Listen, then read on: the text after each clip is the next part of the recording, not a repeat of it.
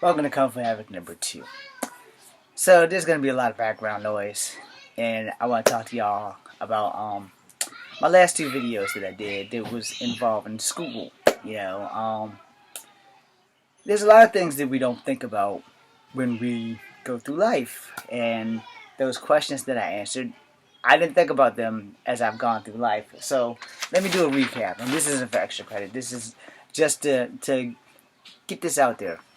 So I believe the thing was about intersectionality. I think that's what it was. I'm not going to swear about it. No, just go with it. So again, now I can do a deep dive that I've done the videos, and maybe Miss Bruno will see them. Maybe she won't. And if not, then she knows what my channel is, so she may see this. Hi, Miss Bruno. I will try to keep this as PG-13 as possible, because I know she has little ones around. And hopefully she won't hear me yelling at the little ones that don't belong to me because of my siblings' irresponsibility, or lack thereof. So, the first question was, what is my social class? And since the video could only be like 3 to 5 minutes long, or 3 to 10 minutes long, my first video was 11 minutes long. My second video was 2 minutes long, which was currently to this today. Last night was the first video. Probably should have waited until nighttime to do the second video as well. But when I did the video at night, it was like midnight, and I'm usually in bed by midnight. East Coast time.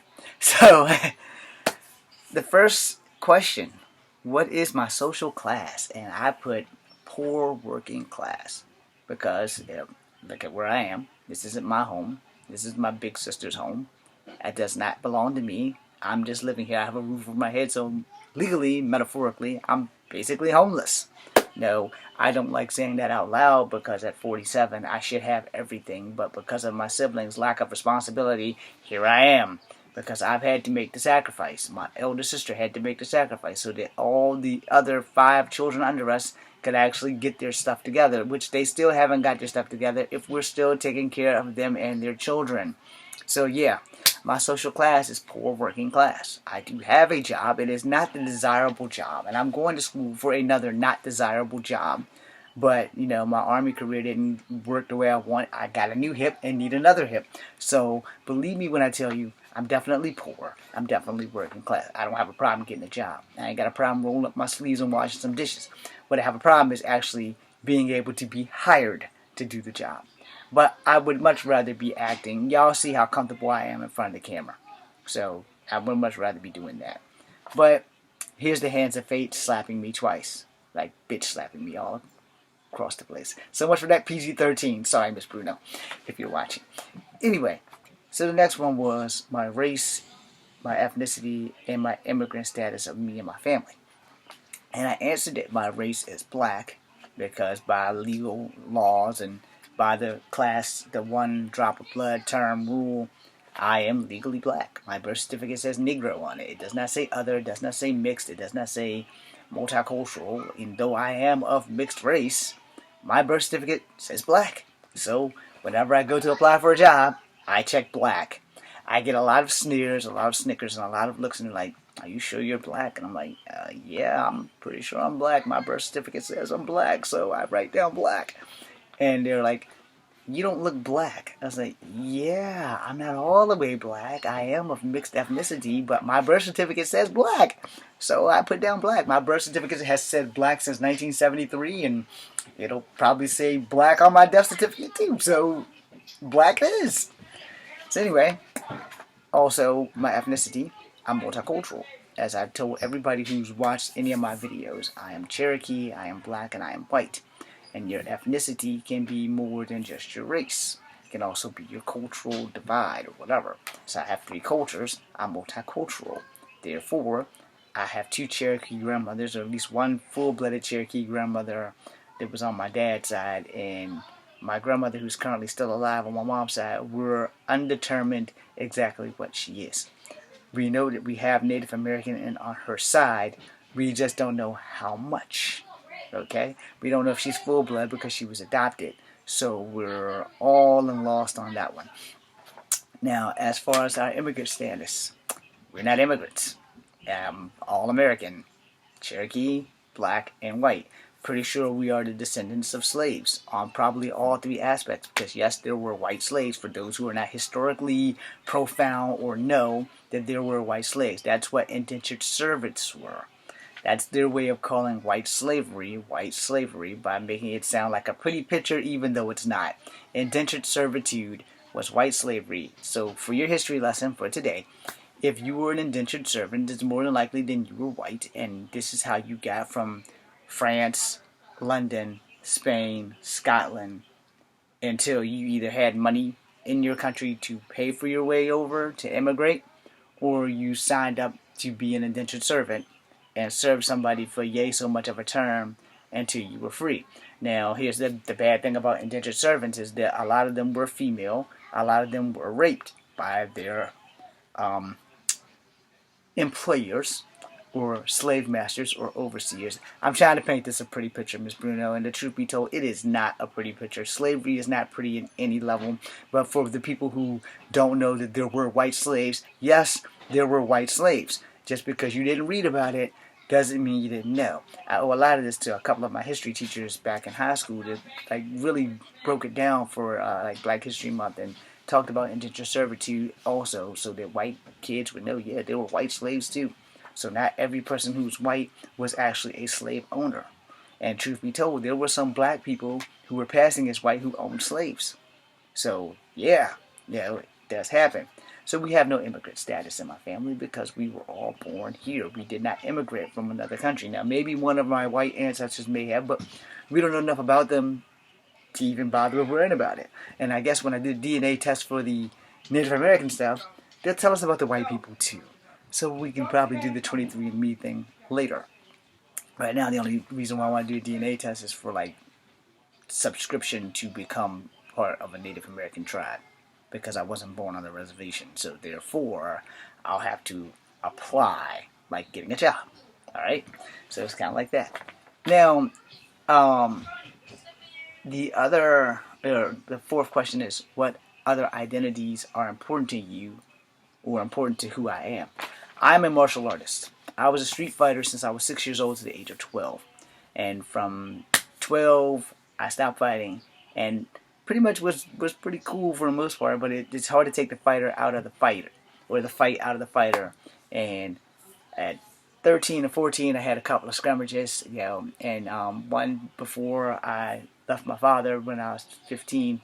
I was 14, about to turn 15, and me and this cat named Corey was about to go at it. My dad stopped that, so he saved Corey's life. And we were boxing, and I'm not a boxer, but I'm a brawler. I can fight my ass off. But Corey had boxing training. I had martial art training. So the rules were no kicks allowed. So it was pretty much his fight. So whenever I make a video and I tell you guys to make sure that your opponent fights your fight, it's from experience. If you're not a boxer, don't try to outbox a boxer. But if you're a brawler, you can outbrawl a boxer. But you're just going to be basically swinging for the fences, which doesn't look pretty and it's not good. But Corey kept trying to hit me, and we were supposed to be pulling punches, and he would never pull his punches. And if you don't know what a pull punch is, it's the difference between boom and your face jarring, or boom and you've been hit, but it's not to the point where your face is all over here. So every time he hit me, he put pepper on it. Alright? So I know that I could take a beating, but it's only so much of a beating that I'm willing to take before I just say, I'm going to kill you. Which is exactly what happened, because we didn't have our arms taped, but we had the gloves taped on. And he kept hitting me with everything he had. And I'm getting mad because I'm much better with my feet than I am with my hands. And I'm like 14. So I was pretty damn dangerous then. And he hit me one more time. And I said, you know what? If you hit me one more time and you don't pull that punch, I'm going to hurt you. Those were not the words I used. I was trying to PG-13 this. But since I already used the B word, I told him I was going to F him up. And he sure as hell hit me one more time without pulling a punch. And it was a left cross. And he's like, pow! And I said, you're dead, dude. The gloves came off, and I was going to his arse. And then my dad called me. And I had an old school father who says, if I have to call you twice, it better be because you didn't hear me the first time. If I have to call you 3 times, I'm coming to get you. So after the second call, I made a beeline to my dad. And then my dad gave me a hard lecture and threw me in the house and grounded me for like 3 or 4 days and told me to stay away from Corey. And I threatened Corey's life every day that I saw him after that, until that summer was over. That I was going to beat the living crap out of him. And this is what taught me how to be a good sport. My father. Yeah. So, as a martial artist, I don't teach you to be violent. But I will tell you the truth. When it comes to martial arts, go check out all my other martial art videos. I will give you a free lesson on reality of martial arts, because a lot of martial artists, they get you in the dojo and they teach you 100 things that will work in the dojo but won't work in the streets. So being a martial artist is a very important part of who I am. It is what I am. It is all that I am. I'm also a veteran, military. I don't really count that because I didn't get to serve the way I wanted to serve. These dog tags are mine. I earned them. I wear them all the time. You will rarely see me without them unless I'm going to the bathroom. Unless I'm in school and I wore them, I don't take them off. I don't take them off unless I go to bed, or if I'm going somewhere where there's a metal detector. My dog tags are almost always on. So that being said, so martial artist and veteran, I left that off the other video, but that's that. The fifth question is, in what ways do these identities put you in a minority or the dominant group? Well, I will never be in a dominant group unless my acting career takes off. So I've had 20 years of failures. Maybe the 21st year will be the year in 2021. But I'm in the minority. I'm in the minority because of my ethnicity. I'm in the minority because of my race. I'm in the minority because I am a veteran. I'm in the minority because I am a martial artist. And I know with all that you're thinking, how are you in the minority? Well, here's the thing. I'm also poor working class, which is the minority. As a veteran, I get $281 a month from the United States Army. I got a new hip. I need another hip, but I only get $281 a month. And it used to be a lot less than that. When I first got out, I was lucky to get $150. And I got $150 for like the first 3 years out. And you know how hard it is to stretch $150? Well, $280 is not a big freaking improvement. So yeah, I am in the minority. Where other vets who have served better and done better, they get just as much, if not less. Most vets are lucky if we see $500 a month. Which honestly, I want to get famous also so that I can push for vets to get no less than $1,000 when they get out for serving. Regardless of service status, they should get $1,000 because $150 a month is ridiculous. $281 a month is ridiculous, and you expect me to be able to find health insurance. As a veteran, I can't afford health insurance, so I have to go to medical clinics that are run by the VA because it's all I can afford. Which my treatment is pretty much free because I don't have any money. Because the vets only get $280 a month. At least this one does. Now the thing is, I'm also in a minority because of my ethnicity, and getting into acting has not been easy because, one, no one knows what my race is. And even when I tell them I'm black, they're like, yeah, you're not black. So I'm like, okay, I know what color I am. And it's like, are you sure you're black? And then there's no characters who fit my facial structure of being mixed. And then I don't know if I should bill myself as a full-blooded Cherokee, but I'm not. And I don't want to be a liar, and I don't want to be outed by people. It's like, oh, well, you're not even a Cherokee. You're not even full-blood. You're unpure blood, which I've had some racist incidents with 2 Cherokees. Or they're not Cherokees. They were, what the hell were they? They weren't Navajo. They were from some nation that played wheelchair basketball, and I was flirting with like a chieftain's daughter, and they didn't want that shit. We were the same age. I think I might have been a year or two older than her, if that, because I was like 23 and she was like between 21 and 22, somewhere in there. She was in her 20s. She was old enough to tell me no, and we were getting along very well. But one of the racist Native Americans decided to come over to me and say, don't mess with the chieftain's daughter because you're not pure blood. That has resonated with me forever. And I have met other Native Americans that don't have a problem with me not being pure blood. But these assholes, and I'm sorry for cussing, they had a problem. So, there it was. Now, as a martial artist, that was like a really hard day because it's kind of unhonorable to kick a man in a wheelchair. And I really wanted to kick him out of his wheelchair. But that wouldn't have been right. So, I had to let that go. But also, as a vet, I wasn't a vet at the time. but I've been raised by vets as well. And there's no honor in fighting a man who can't fight back. As a martial artist, this is like life. You don't just attack a person who can't really defend themselves. You are supposed to defend the people who can't defend themselves as a martial artist. That's not just a superhero faux pas, yo. That actually is how I get into a lot of trouble when it comes to being a martial artist, because sometimes you just gotta step up, and as a vet, sometimes you just gotta step up, and it's not something that I highly recommend to people, but the hardest part of being me is reverting away from the guy I used to be when I was the street fighter and the martial artist in the projects, where, oh, you want to fight, let's do it. That's a real hard thing, and the hardest thing for me as a martial artist is to keep my hands and my feet on the ground and to myself. There have been many people who, as evil as they are, and I'm sorry, deserve and need to be kicked in the face. However, that is not the best idea to do as a martial artist. And we do not promote violence. We are against violence. But every now and again, sometimes you may have to bend the rules just a little bit. I do not support violence against people, and especially against women, but I can't stand there and let it happen either. So there's that. I've also learned that sometimes helping people, even though you're a martial artist, backfires in your face. Doesn't it, Chad? I'm sorry, that was a shout out to the kid back in the 11th grade who was being bullied like I was being bullied by the same bully. And I told him, if we work together, we can beat this guy up. And Chad decided to not work with him and work against me and say, nope, and I'm just going to give him my lunch money. And I told him, well, you can give him your lunch money every day for the rest of your life, but you're going to earn mine. You're going to have to take it, because in high school, I'm still 5'3", and I'm busting my rump while this guy comes from money and he has a job, but he doesn't have to really work while he's in football season, where I have a job and I have to work all year round. And this is what happens when you come from money. If your parents make you get a job, it's just to teach you how to manage your money. That's it. When you don't come from money, it's to teach you how to earn money and manage your money. So I worked at $281 very well. Cell phone and dental insurance and my car payments insurance. So I know how to manage my money. I've learned at a very young age. And finally, the sixth question. The sixth question is, in what ways do these identities result in a compounded advantages, or some advantages and some disadvantages and some compound disadvantages?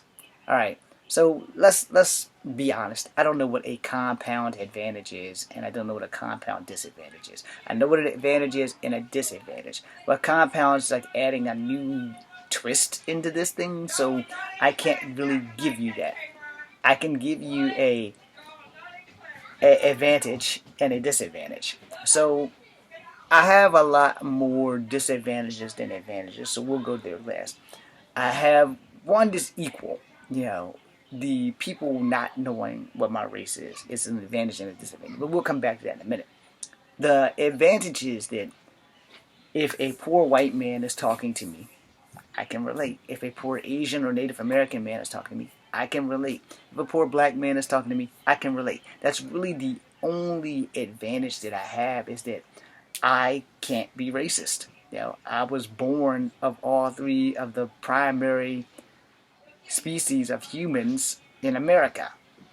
Cockaloid, Negroid, and Mongoloid. And I am the hybrid of all three. So, therefore, I can talk to these people, whether they are a Trump supporter or a Biden supporter, or whatever race they are in. I can talk to them and I can understand. But I also can ask the uncomfortable question, why do you feel this way? And I don't feel that bad about asking them. And I will explain that in a short term, is that, all right, I'm not a Trump supporter.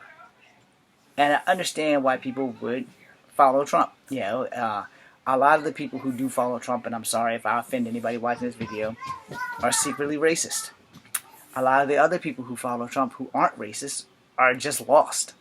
And a lot of other people who follow Trump is really all about keeping their wallet fat.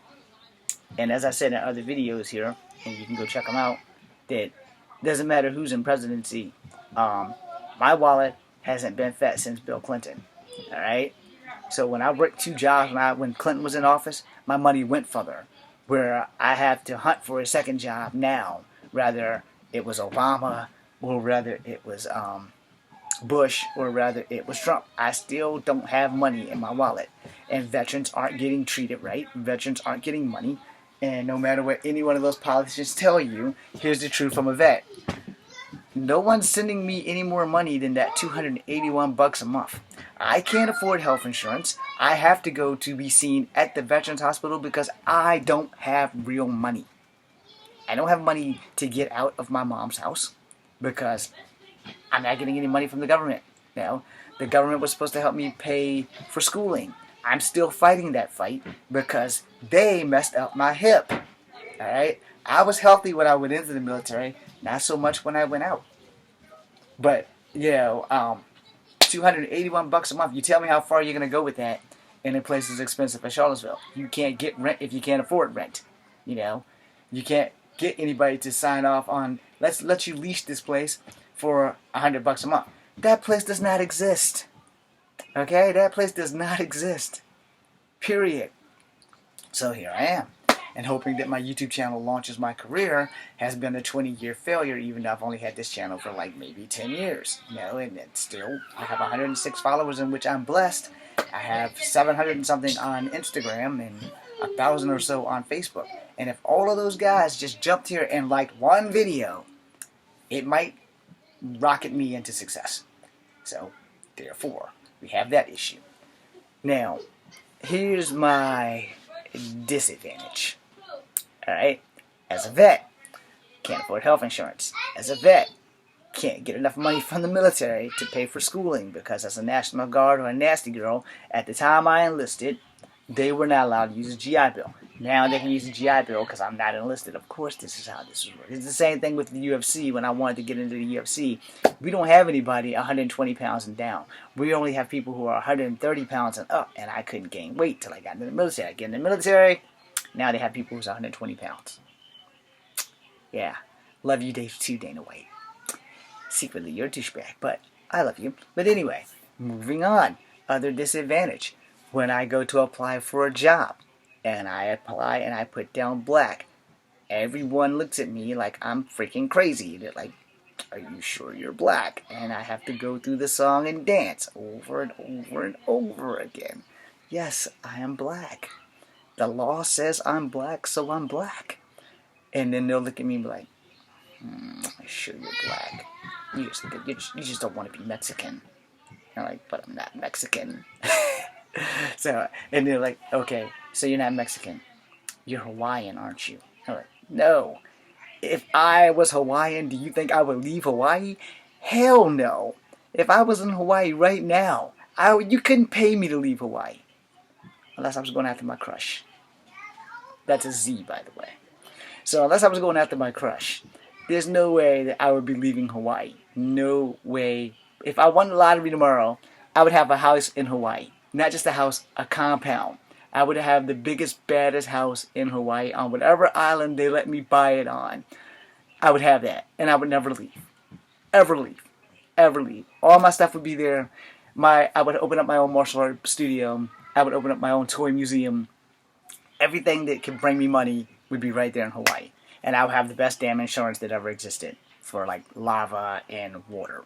So therefore, I'm already prepared. I just don't have the money. Now, another disadvantage, is that I am the victim of racism all the time.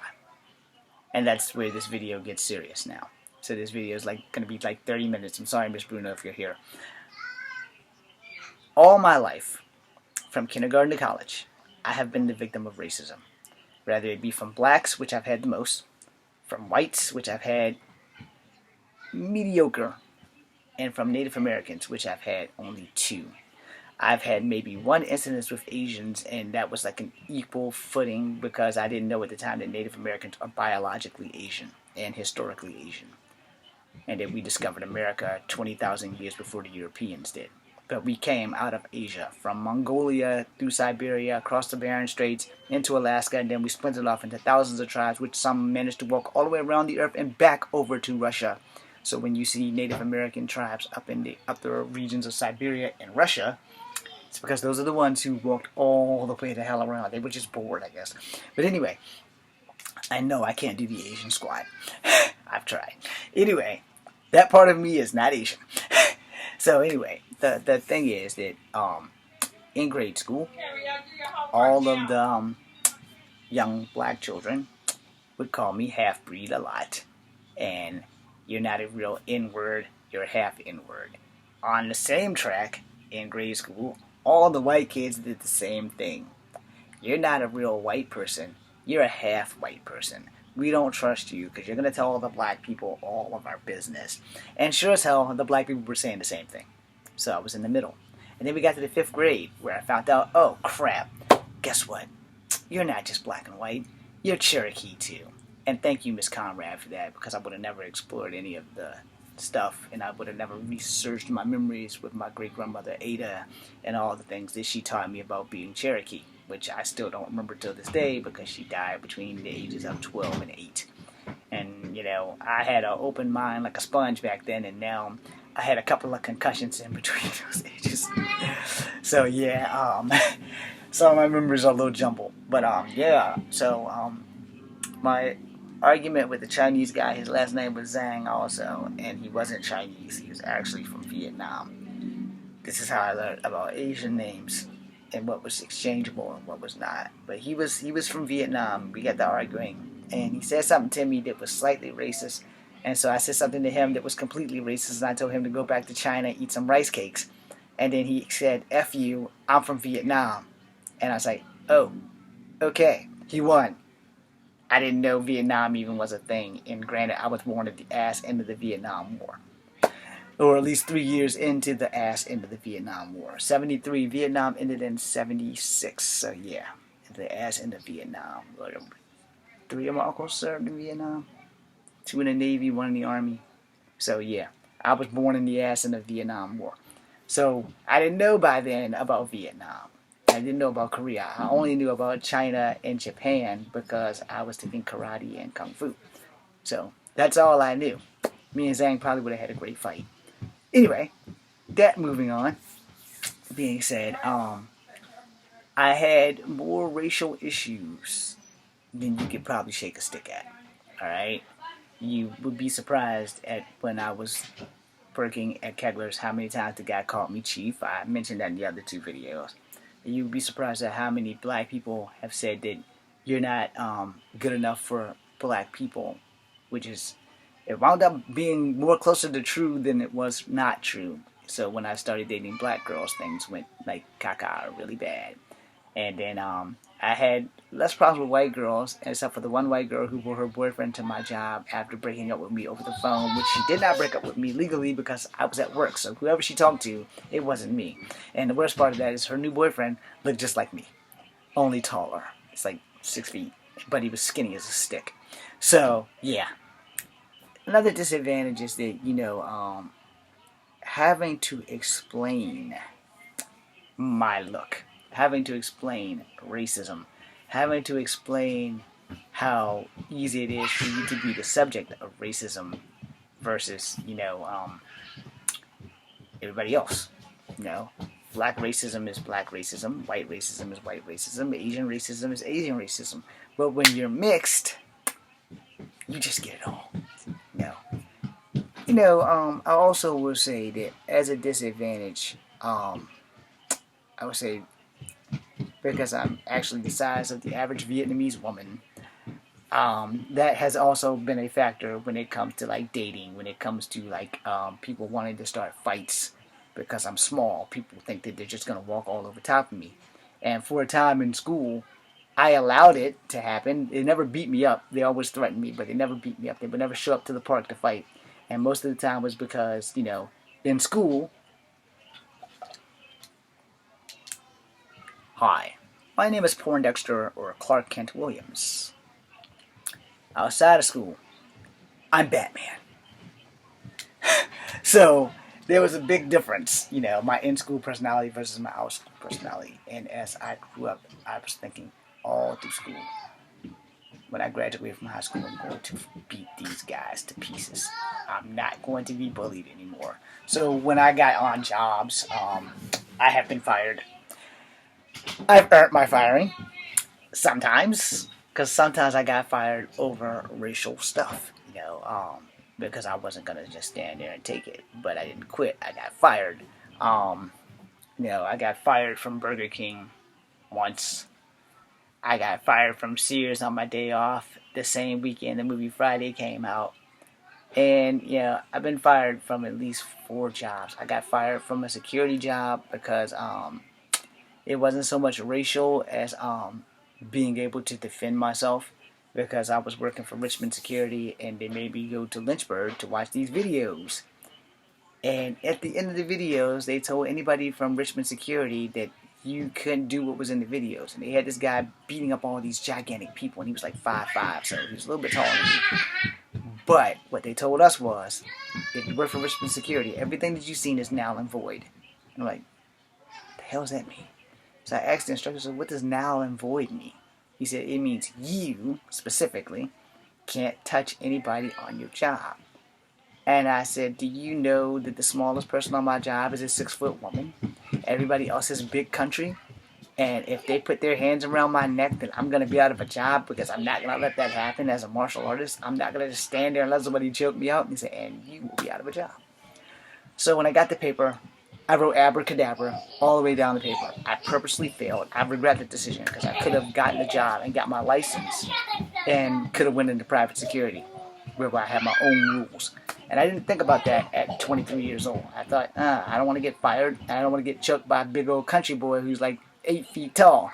So my dumb ass failed.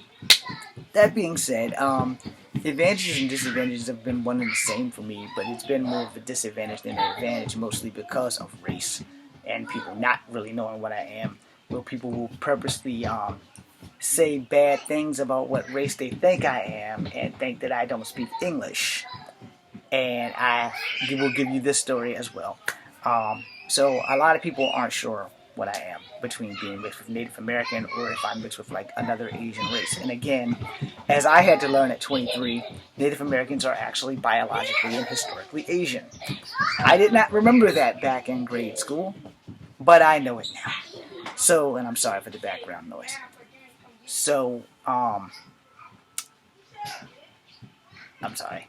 I didn't say any of that. My mouth was open, but one of these kids said that. And, at a Taste of China, the white guy was talking all kinds of stuff about Chinese people. And then he stopped in mid-conversation. He looked at me. And he started, like, really looking at me. He's like, and like, what's wrong with you? He's like, you part Chinese? And I'm like, no, not Chinese. Do I look Chinese to you? And he's like, kind of do. And I was like, yeah, you probably need to take these things off, because I don't look Chinese. So they continue to talk about Chinese people, and I continue to watch the Chinese people work the tridents and stuff, and I won't pay attention to anything other than when they had stopped, because I could hear them. It just wasn't like staying in there.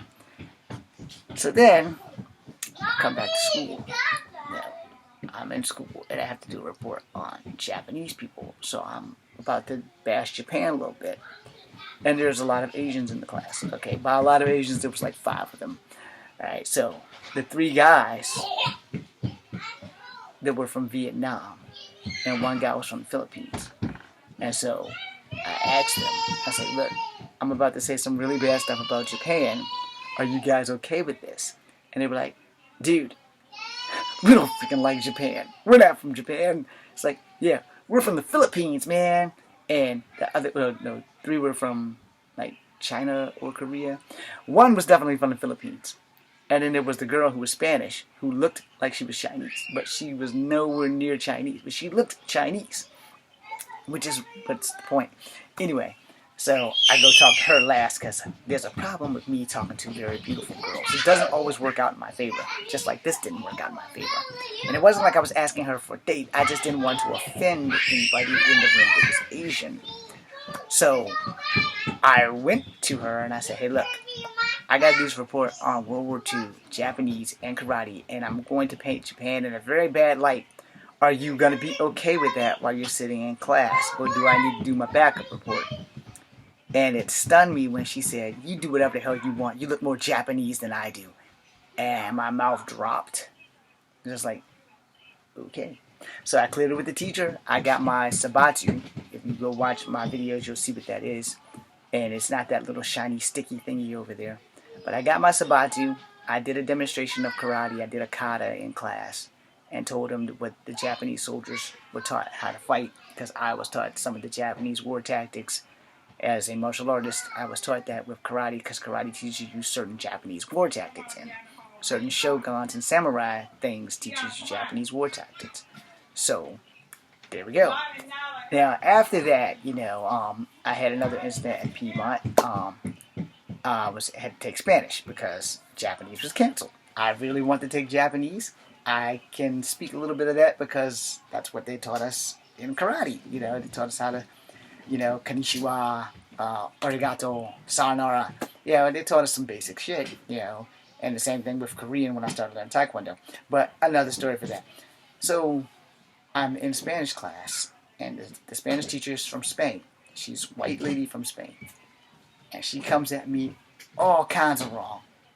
And she goes, because I've been in class for a couple of weeks and I'm failing. I'm like failing all of it. All of it. Failing in the writing, failing in the reading, failing all of it. And she goes, James, I don't understand how a Mexican can't speak Spanish. And I said, ma'am, first off, that was very racist. Second off, you need some culture because I'm not Mexican. I am part Cherokee Indian and part black and part white. Otherwise, that was very racist and very rude. And she's like, well, the answers are in the back of the book. And I said, I can't learn if I cheat. So she's like, yeah, you can't pass my class if you don't. So I dropped out. Spanish isn't for me. Alright? So, domo arigato. I'm going to end this video right there so you guys can get a good laugh. Miss Bruno, I'm sorry I took away 38 minutes of your life. So if you're watching this, thank you guys very much. This is Kung Fu Habit number 2. Peace, seeing you. I will be making a martial art video sometime tonight. But right now, I will be making another martial art video as a martial art lesson before class, because class starts really soon. Thanks, guys.